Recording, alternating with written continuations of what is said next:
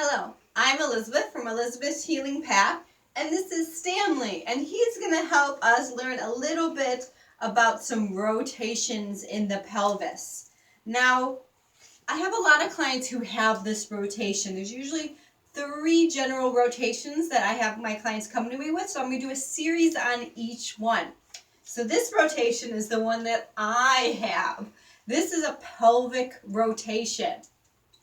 How I realized I had this rotation is I was on a bike ride and I noticed my legs one was externally rotating, one was internally rotating. So I made a conscious decision to turn them straight.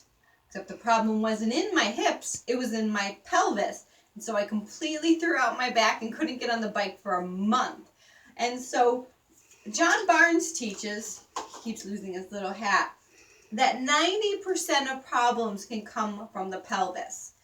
And so I think it's very important that first we treat the pelvis and then we go up and then we go down and treat the other problems, because then it's, you're dealing with the root of the issue. So this is one that I work with. Now, why do self-treatment? Why do self-home? So when people come for massage, they generally may come once a week, or some people only come once a month, and that's really not enough time for the pelvis to hold the corrections.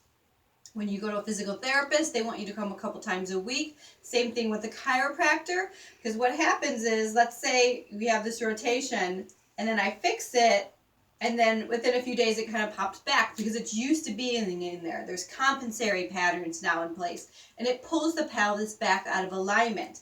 So if you want to come in for sessions only once a week or once a month, that's fine, but home care is a must. So first let me explain what this rotation is. So I notice, I'm going to call it twisting. So I'm a left twister, which means my pelvis twists to the left. That means this right pelvis is an anterior rotation, meaning a rotation to the front, and this left pelvis is posteriorly rotated. So I'm a left twister. I notice most of my clients are actually right twisters.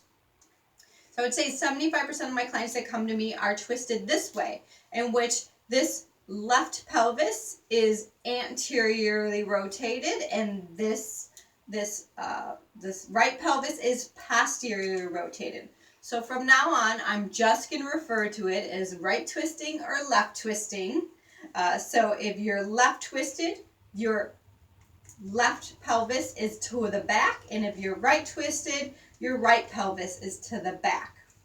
So first thing I want to point out, if you notice that when I'm twisting his hips, when I twist to the left, like the pelvis rotation I have, if you notice his feet are now going this way.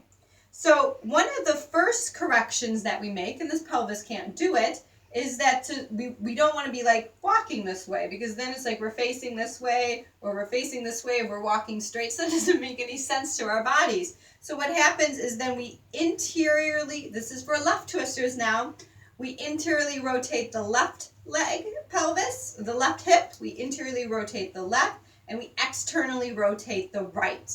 Now, it's the complete opposite if you're a right twister. The other compensatory pattern that happens is now your back is twisted. So you're gonna, now this guy doesn't twist you, obviously your back doesn't do this, but your spine is twisted here so that you can then face forward again. So now there's compensatory patterns to the spine as well. So we're gonna be going over not just how to correct this pelvic imbalance, but how to correct these posterior balances that come because of this issue. So first we're gonna do, this is a series, so first we're gonna do something really simple. So I am, again, a left twister. If you don't know if you're a right twister or a left twister, this is so gentle. Just treat both sides the same. You'll get it. It'll be fine. It takes twice as long, but you'll get it. So I'm a left twister, so this right pelvis is twisting to the left. So what I'm going to do is I'm going to have Stanley sit on a ball. Now, I do this in bed. When I'm nice and relaxed and cozy, I keep this ball right by my bed. This is a 4-inch ball. This is a pinky bounce ball. So I'm going to use this on him. You use both, see what you like. So if I lay him down on the table, you'll notice that this pelvis is higher off the table, and this one has more pressure onto the surface that you're laying on, the bed or whatever. And you could actually tell if you're twisted, which way you're twisted based off of if you notice you have more weight on one hip versus the other, or sometimes you'll be like, well, I feel a space in my low back on one side and not the other. That could be this issue. So for example, Stanley here would probably notice that his low back wasn't touching the table. So his right low back from this left twist. So what we're going to do is we're going to take this ball and we're going to put it dead center of the glute on the left side. So he's a left twister. We're going to put this under the dead center of this glute. And what that's going to do, if you can see it did it automatically on him, is it automatically corrects that twist. So sometimes this is all you need. If it's a very new injury, maybe it's not dramatic, sometimes just putting the ball underneath the left pelvis in the glute is enough to bring that up. And you just need to hold this for 5 minutes. Sometimes that's enough. Sometimes that's not enough. And then what I have a client do is go facing the other way. And now we're going to have this ball under the pelvis right here. Maybe. Sometimes I have people try here on the thigh or here on the abdomen and the psoas. You got to see what it works well for you.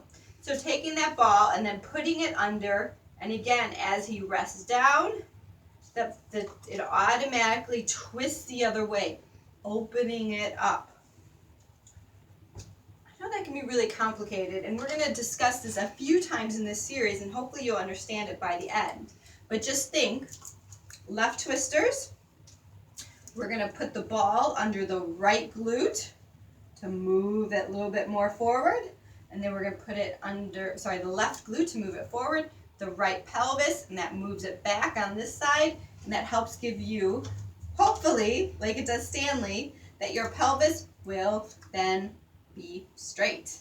And that's helpful. Now, something I noticed in myself, a couple things. I usually experience the pain only in the right hip. So it seems counterproductive to treat the left hip. But we talk about this all the time, is that, where the problem is isn't always where the pain is. Fix your hat. Oh, it didn't work.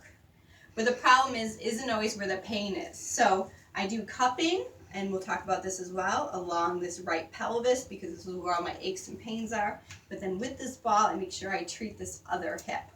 Again, so I'll do it with the right twisters. If you're a right twister, which means your pelvis is twisting to the right, you're going to put a ball underneath this right pelvis hip, and then you're going to put a ball on the left front of the pelvis, and that's going to straighten that pelvis out. Another thing that I find very interesting, I'm not sure when my initial injury was. I don't think biking is what did it. That just aggravated it.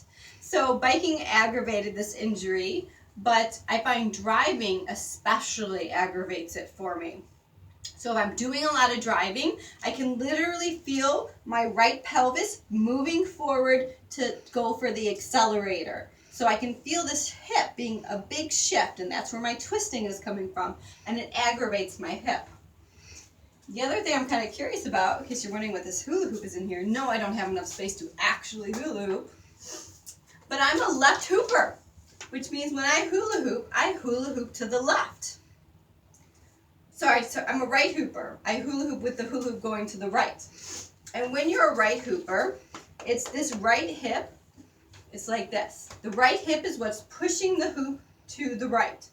I actually noticed that most of my clients are left hoopers, in which their left hip would be front and it pushes it. So an exercise you can do is hula hooping, because it's the exact same rotation that we're talking about. But you want to make sure you hula hoop at least 5 minutes each side. So hula hoop 5 minutes to the right, hula hoop 5 minutes to the left, and that can help strengthen these muscles that have to do with this pelvic imbalance. So like this video if you like it, share it, tell me your comments below. Are you a right hooper or a left hooper? Are you a right twister or a left twister? Let me know in the comments below. And thanks for watching.